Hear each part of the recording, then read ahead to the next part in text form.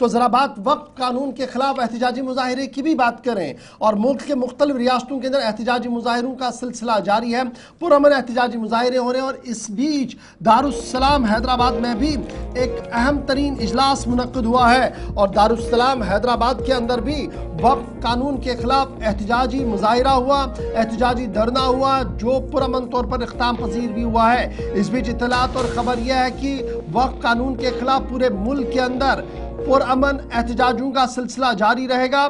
All India Muslim personal law board के इश्तराक से Darussalam Hyderabad के अंदर यानी असदुद्दीन ओवैसी के मरकजी हेडक्वार्टर पर यह इजलास हुआ है, जिसकी तस्वीरें आपकी टीवी चैनल पर हैं। और रात देर गए वहाँ पर मुख्तलिफ लीडरों की तरफ से अपनी अपनी बात तो ज़रूर रखी गई, ताहम इस बात पर जोर दिया गया कि जो कानून रखा गया है, जिसे वक्फ कानून नया तरमीमी कानून कहा गया है, इस पर शिया लीडर्स और सुन्नी लीडर्स एक साथ एक ही मंच पर दिखे और कहा कि यह मुदाखलत फिर दीन है और इसे किसी भी कीमत पर मंजूर नहीं किया जाएगा। ताहम एहतजाज पुरअमन होगा और ये पुरअमन एहतजाज की बात जो है वो दिखाई है किसानों ने, जब उन्होंने एक पुरअज़म होते हुए एहतजाज करते हुए हुकूमत पर यह जोर दिया कि कानून वापस ले, और बिलाखिर कानून में तरमीम करके हुकूमत को कानून वापस भी लेना पड़ा है। इस बीच खबर ये कि all India Muslim personal law board के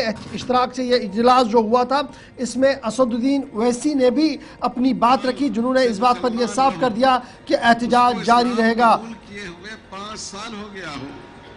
इधर दूसरी जानिब न सिर्फ ये एहतजाज आज बल्कि पूरे मुल्क के अंदर ये अप्रैल के आखिरी दिन परसों यानी 22 तारीख को कटोरा स्टेडियम दारुल हुकूमत दिल्ली के अंदर एहतजाजी मुजाहिरे की कॉल दी गई है और बैनर जो रहेगा वो all India Muslim personal law board का रहेगा।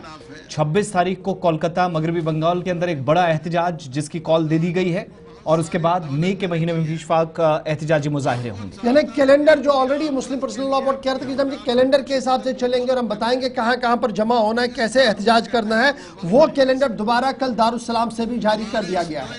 हिंदुओं और मुसलमानों के दरमियान अभी ये कानून जो है, अभी अगर कोई कलेक्टर मुतवल्ली को बोलेगा कि तुम दरगाह में उर्स नहीं करना,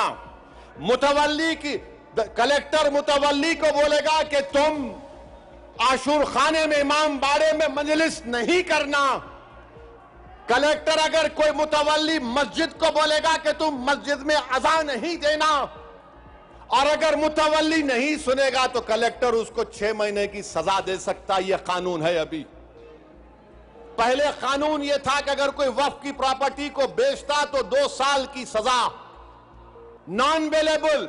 अब मोदी जी बोल रहे प्यारे मैं राजा हूं, तुम लूटो पेल ले लो, 6 महीने की सजा काट के आ जाओ, मैं हूं ना।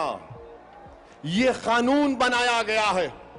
तो मेरे अजीज दोस्तों और बुजुर्गों, यह वक्फ का कानून मुसलमानों के मफाद में नहीं है, यह वक्फ का कानून मुल्क के वफाद में नहीं है, ये वक्फ का कानून भारत के भाईचारगी के लिए नहीं है। झगड़े शुरू हो जाएंगे, मस्जिदों पर यह बोला जाएगा कि 500 साल पहले ऐसा था वहां पर के मैदान में। मेरे अजीज दोस्तों और बुजुर्गों, हमको सिर्फ पुरअमन एहतजाज करना है ताकि हम आने वाली नस्लों को बता सकें कि 2025 में ऐसे भी नौजवान और बुजुर्ग और खवातीन थे जिन्होंने वक्त के फिरौन के सामने झुकने की तो बात तो छोड़ो, उन्होंने उसकी तकालीफ पर उफ भी नहीं कहा। हम जमहूरी तरीके से लड़ेंगे। हमारे किसान भाइयों ने हमको रास्ता बताया, कानून को वापस लेना पड़ेगा। जैसा कि मुस्लिम पर्सनल लॉ बोर्ड का नारा है, देश बचाओ, संविधान बचाओ, वक्फ बचाओ। तो नारा लगाओ, संविधान बचाओ, वक्फ बचाओ, संविधान बचाओ, वक्फ बचाओ। आप साथ है ना हमारे इंशाअल्लाह ताला।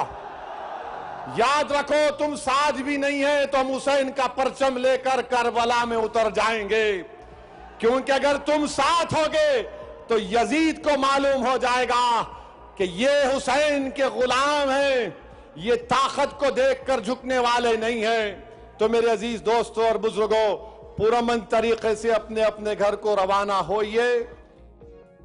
सुद्दीन ओवैसी के मरकजी हेडक्वार्टर पर all India Muslim personal law board की तरफ से रात देर गए कि इजलास की, जहां पर यह ऐलान किया गया कि एहतजाजों का न थमने वाला सिलसिला जारी रहेगा।